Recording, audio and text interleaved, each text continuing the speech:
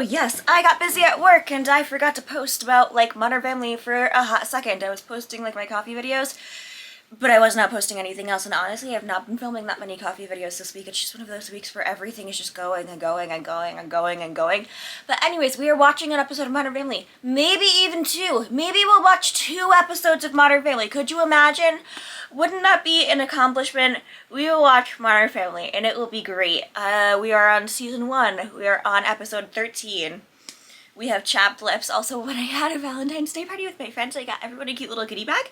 And in the cute little goodie bag, they each got one of these cute little Burt's Bees. And I was very proud of myself for that because everyone always needs lip balm, no matter what. Okay, so this is the season 1, episode 13. Episode 15%. Mitchell plants an idea in Jay's head and Manny gets a makeover. Manny's date gets a makeover from Gloria. Okay. This will be a very fun one. My hair is doing things wrong. I'm trying to like grow more hair into my scalp and like, I don't know how to explain it. It's weird. It's very weird.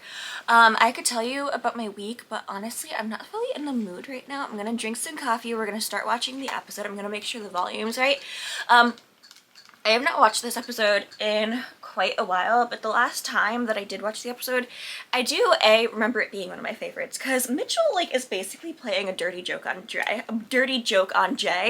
but it's such a believable dirty joke that the entire time you're kind of going, wow, I really think that he's right, because Mitchell tells Jay that Jay's best friend is gay because Jay is unwilling to introduce Cam as Mitchell's life partner or boyfriend or any of that.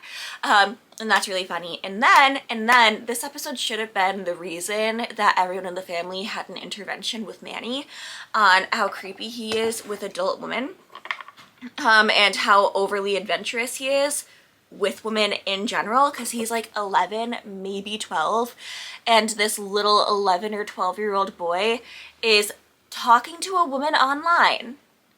And it turns out I'm taking my socks off, so you're not gonna see my feet, but just know that's what I'm doing under the blanket. Socks. It turns out that the woman that he set up a date with at his house is like a 30-year-old woman who's on a chat group. And they don't really see anything wrong with that. Gloria just gives that woman a makeover. And I'm like, you should be so much more concerned for everything involved with what your son just did and is doing. But no one's ever concerned about Manny when it comes to that stuff, and it's like it's very Modern Family. I also, like, while we do this, you know, I pretend that I'm gonna do something else as well. So today we're going to be making Canva art. Maybe. We'll see how much gets done. And we also have popcorn today. Because when I had the girlfriends over, I bought a bunch of popcorn, and then we didn't end up eating popcorn because everyone also brought snacks, because it's like we do potluck type things. And they're just like, there wasn't enough room for the popcorn, so now I just have a ton of popcorn. And like, popcorn must be eaten. And also my mom hates popcorn, so like I'm the only person in this house that's going to eat the popcorn. But I know that I said I'd start posting, like start filming the video and like actually doing the thing. And when I like had just graduated from college, or maybe a little earlier than that, like when I was living with my sister over the summer, or when I was living with her after I graduated from college, I used to buy Skinny Pop popcorn. And I specifically bought Skinny Pop popcorn, not because I was on a diet, but because Skinny Pop created this really amazing thing where you would buy the popcorn, okay, and it came, instead of like the usual like triangle packages, in a box, like a flat box, and you would put it in the microwave, and the popcorn would pop the box up, so you had a movie container of popcorn, and it felt so cool every time I got to pull out a movie container of popcorn to eat my Skinny Pop popcorn in. And it's literally just popcorn with like maybe olive oil instead of butter, or they still had butter options with like sea salt. So either way, really not that much healthier than regular popcorn probably, but it was so cool. And I would have bought it forever, but then they discontinued that box, and now they just sell the stupid bags like everybody else. And I'm like, you guys had the best thing for popcorn on the entire market, and you decided to lose it and stop having it because it was probably cheaper. And I'm like, who buys it now? Who buys it now when you can buy Smart Pop or over Leaden popcorn? I don't even know if there are still popcorn commercials. Like, popcorn commercials used to be all over the place, but then I stopped watching things with commercials and pay extra so they don't have to have commercials, and I don't even know what commercials are.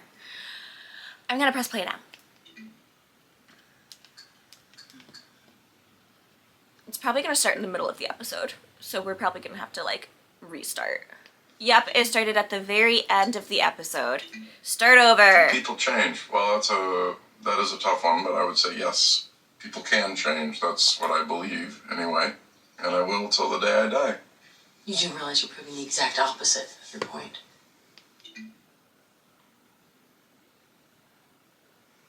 I feel like that's a perfect example of Phil just never knowing what he's talking about and thinking that he sounds like the smartest person in the room. Which does sound like somebody else out there right now, but I'm not actually comparing Phil to a Dorito or a Cheeto or whatever. I actually won't put that much meanness onto Doritos' names. Chris Evans was compared to a Dorito, but the talking Cheeto, you know? But no, I'm gonna keep going. See, she's changed. She used to be very supportive of me.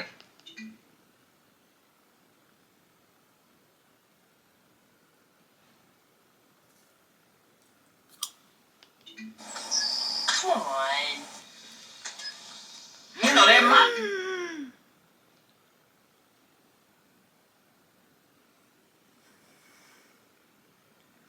This is the episode where Phil... Whoa!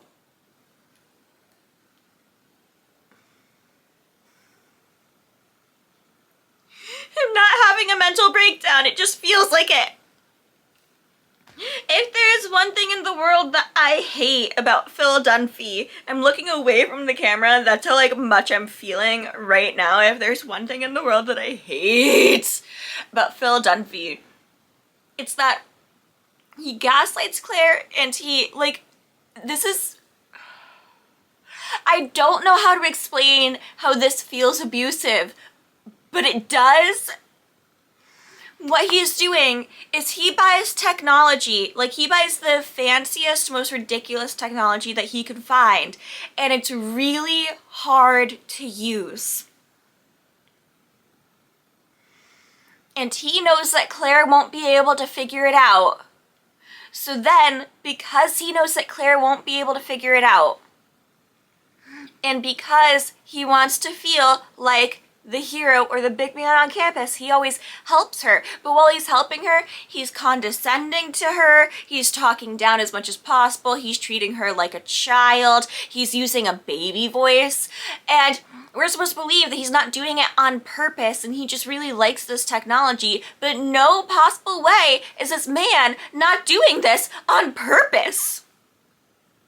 And on top of it, in this episode, Claire breaks another remote because she's so frustrating. She just wants to watch a fucking TV show and she can't because he's overly technologied the entire house so that Claire can't have access to any of it. And when she goes, "You're doing this on purpose, our kids can't even figure this out," he goes, I'm gonna teach Haley how to figure out technology. And Haley the entire time is having such a hard time figuring it out, and she's gonna give up too because it's so much, it's too much. And Phil uses Claire being overly right or overly sensitive or overly mom against Haley, and it's like, do you really want to prove your mom right? Because like, this is gonna prove your mom right if you can't do this, so you should do this. And then it feels like she's being vindictive to her mother and makes Claire feel stupid. And I bring Oprah into this a lot because I grew up watching Oprah in my most formative years. In Oprah, there was an episode where like women who got out of abusive relationships were interviewed. I think it was just one woman this time. She interviewed a couple of different people. But this one woman was forced by her husband to be a stay-at-home mom with her 3 kids. She could not leave the house without him. So in the morning, she'd be like breastfeeding the latest baby, and her 2 older kids would get picked up by her sister, who would wait outside to go pick the kids up, and the kids would just go out to the sister, while the mom's just in the house with the baby, because she couldn't leave through the front door. She wasn't allowed to talk to her sister. Her sister knew something was up but didn't know how to handle it. And this woman just like lost all contact with the outside world, so there wasn't really a way for her to escape. And that's a very that's a huge thing that I'm not saying that's what this is, but what I am saying this is, okay, is that man took control of every part of that woman's life until she was completely and utterly reliant on him. And Phil doing this with the technology so that she feels like she's overreacting because Haley can figure it out, and she feels silly because he's doing all of this, and she feels like he's doing it on purpose, but he keeps telling her that she's not, and that he's not, and that she's just overly sensitive. And he's making it so she literally can't access parts of her house without his help. It's not what I just described in Oprah, but I would argue it is an abuse tactic.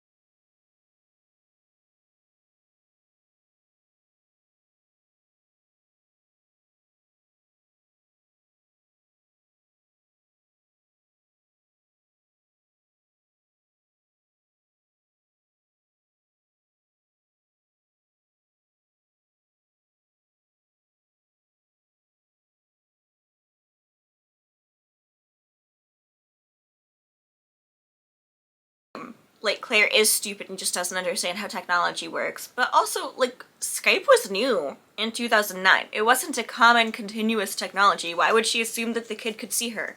I understand now why we would assume it, but like, honestly, the camera could have been off. She could have assumed that. She wouldn't know where the camera is. Like, there are so many things, but we're just making Claire seem stupid yet again.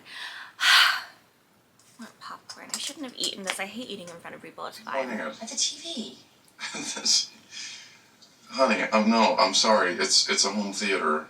What? So she's stupid because she's not pointing it at the TV. And also, it's the stupidest remote I've ever seen. It's the stupidest remote I've ever seen. Literally, after this, we went back to this type of fucking remote because those are the stupidest fucking remotes of all time. And he feels, again, like the big man on campus, because he's done all this stuff to the house, where honestly, there were definitely ways where he could have done things to the house and made them easier to use. He just wanted to have to be relied on. I can't point it at the TV when I want to watch the No, TV. You point it at the receiver. What's a receiver? Okay, imagine our home theater system is a human body, so then the receiver is the brain, the TV is the face. I know what part you are. Mm-hmm. And also, like, literally, he could have just said, the receiver's the thing that connects to all the parts of the technology. Instead, he goes, well, let me give it in, like, a metaphor, like I'm talking to a 5-year-old, okay? She was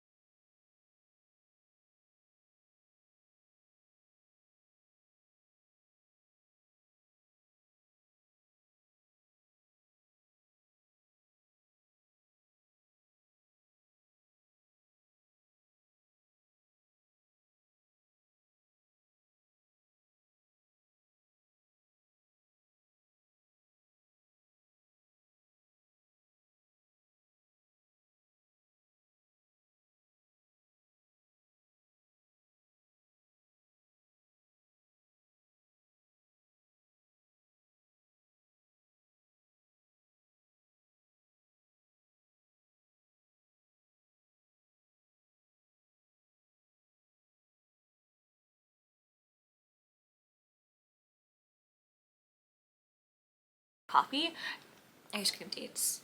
Because no matter how bad the ice cream, no matter how bad the date is, you have ice cream. Okay, so I used to, when I was living in Atlanta, I would take boys to the Beltline, and I had this plan. So the Beltline in Atlanta is like this long walking path that like goes all through Atlanta. They built it like while I was going to college, and then by the time I graduated, it was like this amazing place to be. And you could start at this one shopping center area that had an ice cream shop called Jenny's. Jenny's ice cream is like the best ice cream in the entire universe, okay? Second, maybe to Shady Glen, which is a very small ice cream shop that you won't know anything about unless you're from where I'm from. But Jenny's ice cream is amazing, and I used to take, like, I would basically trick these boys, okay? We'd meet at the ice cream shop, and, like, they'd buy me ice cream, and I would get the same thing every time. So it was a scoop of lavender ice cream, a scoop of frosé ice cream, which is frozen rosé ice cream, on a pink waffle cone. Not waffle cone, a pink, like, ice cream cone. And we would each get our own ice creams. He would buy me the ice cream, obviously. And then we would walk down to the down the Beltline to the next shopping center area. And at the next shopping center area, we've by then finished our ice cream cones. And we'll walk through the shopping center, and I'll be like, oh my god, we should go to the witch shop, and he'd be like, what's the witch shop? And I'm like, oh, it's like a place that sells crystals and candles and all these witchy things. You can buy tarot cards, it's amazing. And I would take them to this one section in the crystal shop where they had crystals that were shaped like little penises. And it's supposed to bring good phallic like good sex vibes to you, basically, depending on the type of crystal and like it's amazing, okay? So I would take them to it, and I'd be like, look, it's a tiny little penis! And I'd basically like be testing their ability to deal with my kind of humor, because the entire way down, I'm talking to them with my type of humor anyways, and I'm being my clumsy self because like it's Atlanta and it's summer and I have ice, like, we buy, like, you get extra napkins and you try very hard to not spill the ice cream on yourself, but I'm a very slow eater. And yeah, so some guys would like either find it funny or be like, oh, so you're into witchy things, okay. And other guys would be just like, what's wrong with you? And I don't think it's because I'm like, look at the tiny penis. I think it would be like, I don't know how to explain it, because now I'm like, that sounds so childish, but I swear to god it wasn't childish, because I look back at a lot of my stuff that I used to do and I'm like, oh god, that's so childish. This I'm not like, it's childish. This I'm like, nah, no, I would like show them the witch stuff. I'd be like, look at all this, like, isn't this cool? Isn't this great? We'd go around the shopping center, we'd maybe get a drink before we start walking back, and then after we've gone back and we're still having all these conversations and we're learning more about each other, they would go to their car and I would go back into the ice cream shop and I would buy myself a pint of their lavender ice cream. Oh, it was the best time of my life, okay? That was the stuff. And then I moved back to Connecticut. And we have a lot of ice cream shops, but we don't have a lot of places to walk to get the ice cream. I miss it so much. Anyways, back to the show. Oh, that must be her. If this goes well, you don't need to stick around. That's a weird thing for an 11-year-old to say.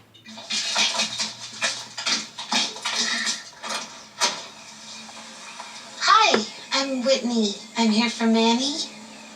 And this should immediately be Gloria realizing that she fucked up.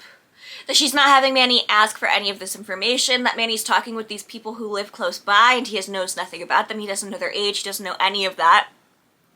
And instead, they just decide to, like, adopt this woman, basically. And I'm like, no, he's 11! You should be concerned by his internet presence!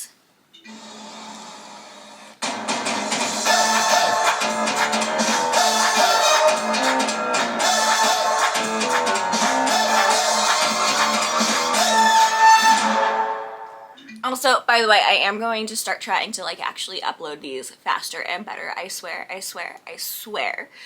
We'll see how it goes. This has just been a really busy month, so, not month so far, past 2 weeks so far, which I feel counts as February and March being, like, a month in itself, like, last 30 days.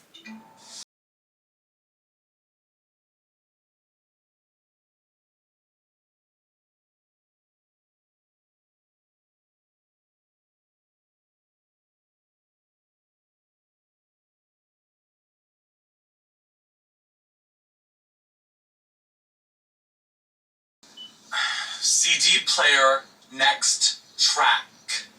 Not a car commercial yet. Just mocking the fact that voice technology really had not grown a lot in 2009. Got it. Or I guess this is 2010 by then. Air conditioner on. Damn it. Wow, you're worse than your sister with this kind of stuff.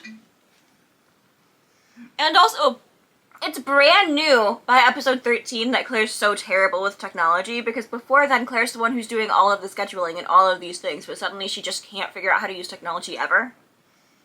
Good thing Lily doesn't have an ejector seat. Oh, guess what? I ran into your dad and some of his friends. Oh, really? Yeah. And get this, he referred to me as a friend of my son.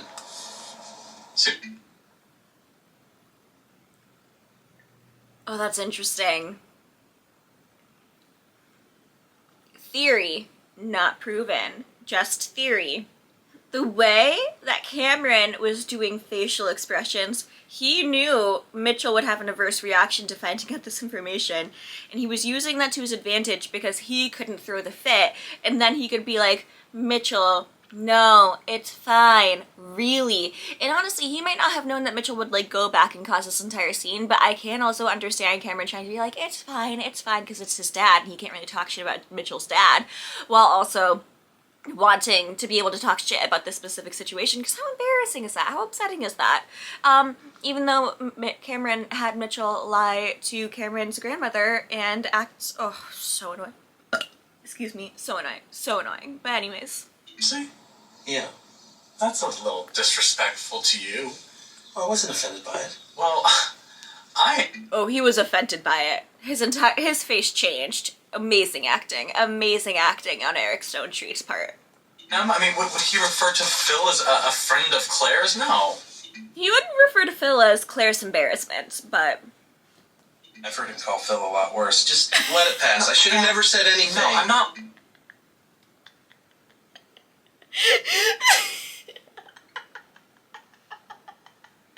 Oh, that was such perfect timing! Oh my god!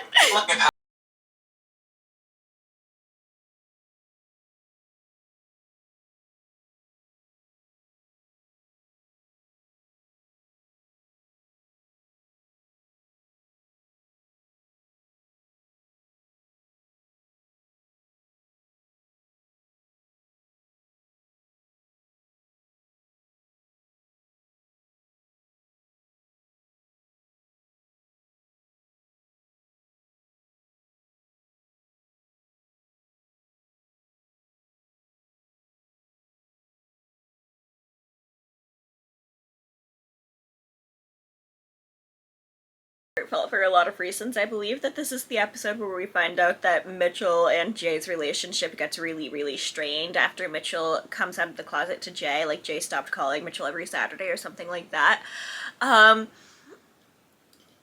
This is also, I believe, not an episode where I really hate Cameron. This is a pretty good Cameron episode, but something I find funny is, like, that's a time where Mitchell is, like, about to, like, release a lot of information to the world, and Cameron, like, takes over to make the funny joke, but I'm also, like, not fully mad at him for taking over to make the funny joke in that moment, because it's like when you're telling coming out stories, you want to tell both sides of the coming out story, you know, so I get it. But it's interesting. Hey, Dad. Mitchell, hey, you guys know my son, Mitch. Hey, Mitch, how the heck? Hey, that's a great coat. Where'd you get that? I don't know, it was a gift. Really? What is it, suede? Micro suede? Some kind of lambskin? It's very soft, you know? Hey. Shorty full on just like petting Mitchell and touching him all over. I would also assume Shorty's gay.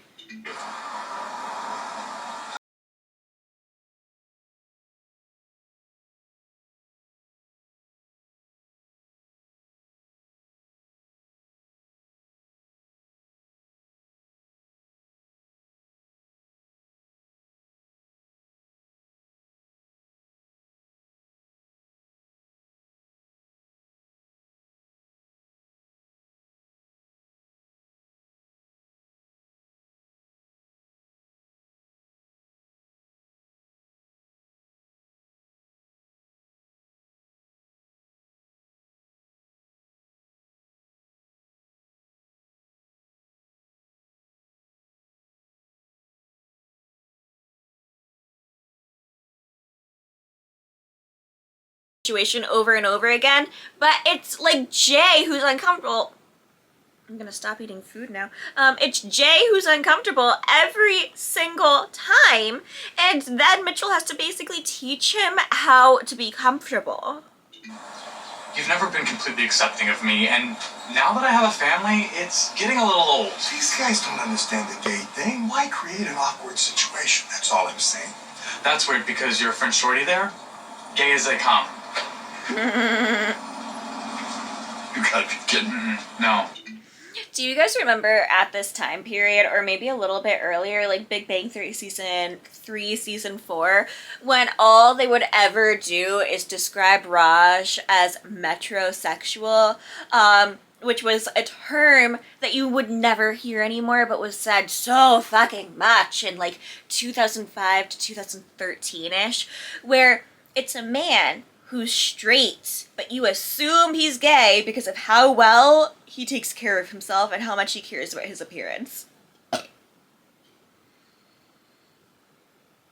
It's really hard to do these videos because I want to talk, I want to drink like my soda and my coffee, and I want to eat like the snacks because that's what I do when I watch things, and this is like a sleepover mode, but I hate burping! I mean, I used to burp all the time. I was actually the burp queen of my elementary school. I could burp the entire alphabet in 5 burps. I can still burp the entire alphabet in like 5 burps. I beat the boy of my dreams at burping because he could only do 1 letter at a time. And again, 5 burps, but I definitely destroyed a part of my esophagus. It's the price that you pay for not having the boy that you love like you back, ever, because apparently boys don't like it when you're better than them at things that they love, and boy was I better than him.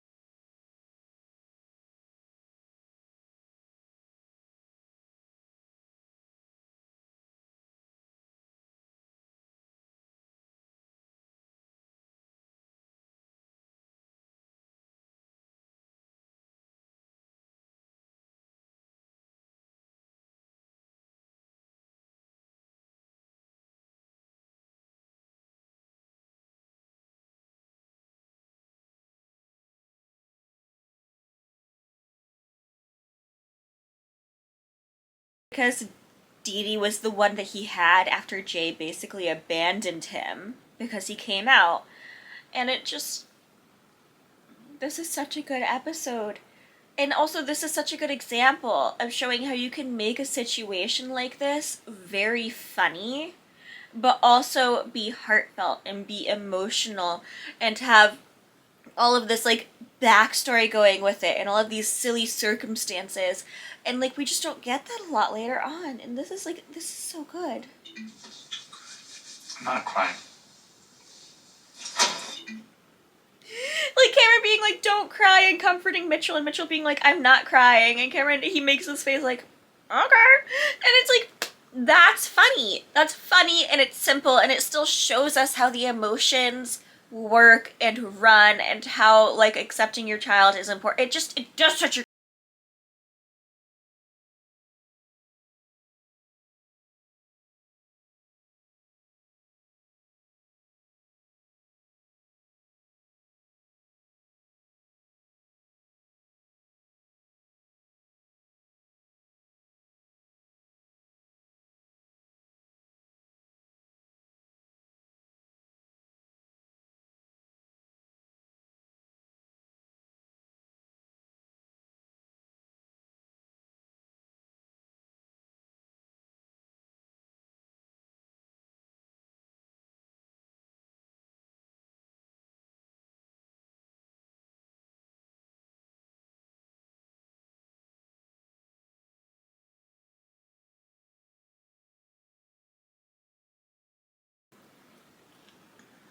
I just like, they're making this a joke, and honestly, this shouldn't be a joke, because this is something that little boys and little girls can have an issue with that could really get them hurt later. But maybe. Was there a lunch with... I forgot that she says, but maybe. I forgot. Actually, that would have been a really funny storyline to have come up later on down the road, because this show does go on for 10 years, and they could have brought her back, and Manny and her could have started dating. And it would have been such a funny little thing. Gross and creepy and weird, but funny. The boys? Good. Ran into Mitchell and Cam. Hi, nice. You're not gonna believe this. Mitchell says Shorty's gay. Shorty? Yeah, I believe it. Oh, That is not the answer he wanted.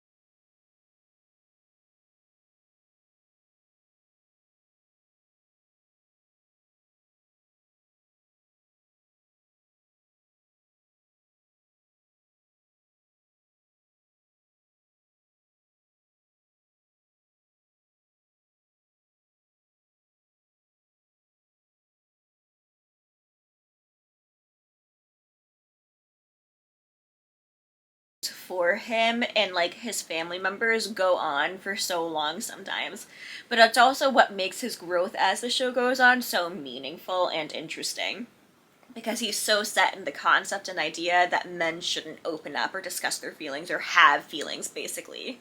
You made it very easy for me to come out of the closet. yeah. Okay, I'm gonna finish. Honestly, like, Mitchell and Gloria basically could have talked about this and planned it behind Jay's back. They worked together so well in this. And on top of it, Gloria being like, I'm sure you made it so easy for Mitchell to come out of the closet, and Jay knowing that he didn't means so much. Because Jay is now going to try and, like, heal the Shorty situation, and by, like, doing the Shorty situation, he's actually trying to fix the situation that he had done with Mitchell all those years ago.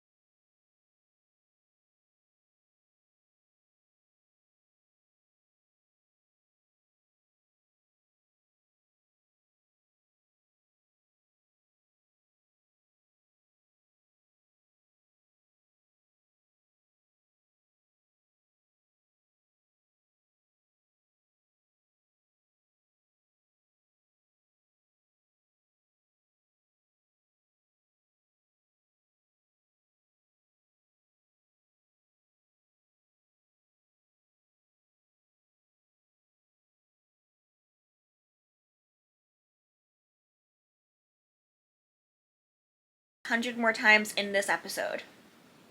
Ow, I have an idea.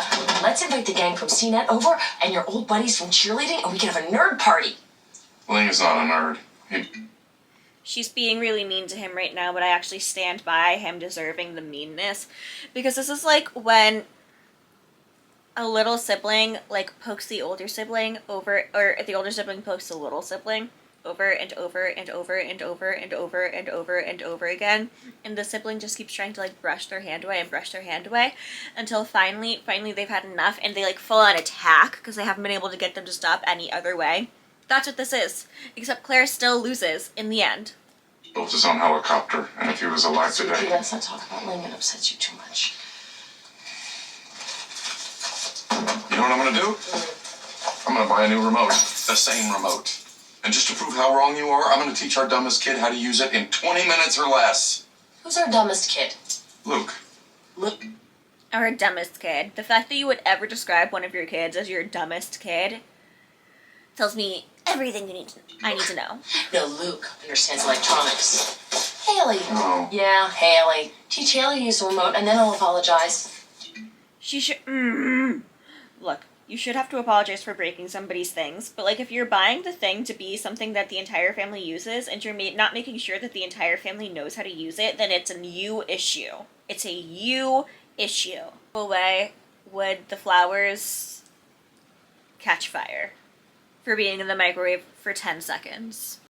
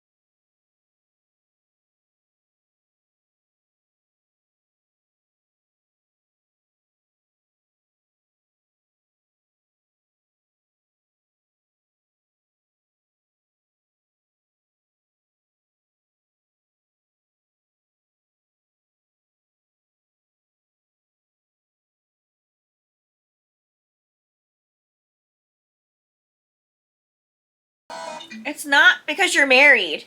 It's not because you're married. It's because he's so cruel about it. Because he wants her to fail. Whether or not he knows he wants her to fail does not matter for the people who go, but he was so nice about it, blah, blah, blah, blah, blah. No. He wants her to fail so he can keep being the hero. The fact that she has to ask her daughter at 2 in the morning so that Phil doesn't know it's happening and can't butt in somehow to teach her how to use the remote so she can have access to such a large part of the home is insane. Whether it's for themselves or for the people they love. That way? Yeah. I got it. Yeah, 15%. But you know what? Sometimes that's just enough.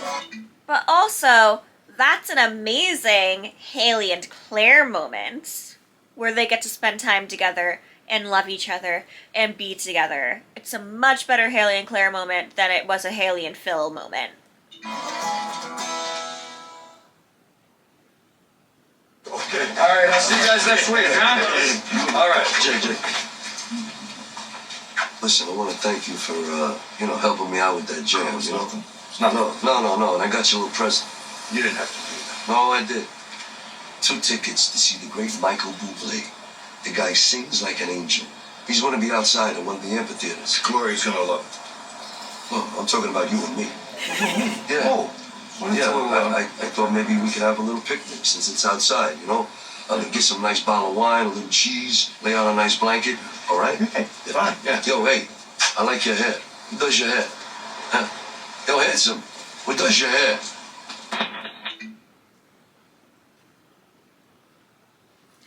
I need you to understand that sometimes when I say that's so romantic, I do not actually mean, like, romantic as in, like, sexual or, like, anything other than platonic. Like, I mean platonic romance. And, like, that Jay and Shorty moment is, like, platonic romance. Like, it's just, like, this romantic thing, but, like, platonically, and I really love it, and I think it's sweet, and I like that we get to see Shorty through the years of the show as well, and, like, have him come back and still be a part of Jay's life, and have him become a bigger part of Jay's life in some ways, and have Shorty also marry a younger woman who's, like, very adventurous and very similar to Gloria in some ways, and have Jay, like, have to grow because of both of them, or all 3 of them, and it's just, it's so sweet. I shouldn't touch my hands, my face, I have popcorn hands, oh no. But that's so lovely. That was a really lovely episode. I hate Phil Dunphy. I hate him so much. I hate him with all my heart and soul. I hate him. But that was a lovely episode. I was planning on filming 2 episodes tonight, but I think I'm just gonna stick with 1, and do another later. But I love you guys. Thank you so much for being patient on me just not posting a video in, like, a Water Family rewatch in, like, a hot second. But you guys are the best. And I'm gonna eat popcorn and drink coffee and write my book. Okay. Love you. Bye.